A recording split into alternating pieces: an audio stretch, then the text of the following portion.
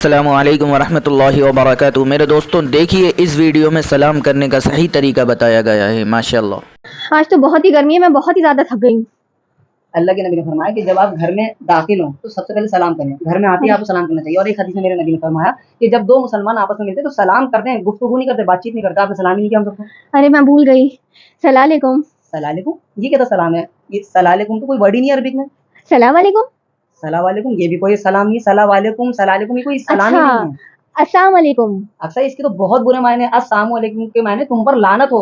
आप मुझे सलामती की दुआ दे रही हैं, मुझ पे लानत भेज रही हैं आप। अस्तगफुरुल्लाह, मैं आप पे लानत नहीं तो भेज रही आपने हूँ। अभी तक सलाम भी नहीं सीखा। जो बेसिक चीज है इस्लाम की, सबसे पहले हमें दुआ सीख। हम जब किसी मुसलमान से मिले उसको दुआ दें और उसे कहते हैं अस्सलामु अलैकुम।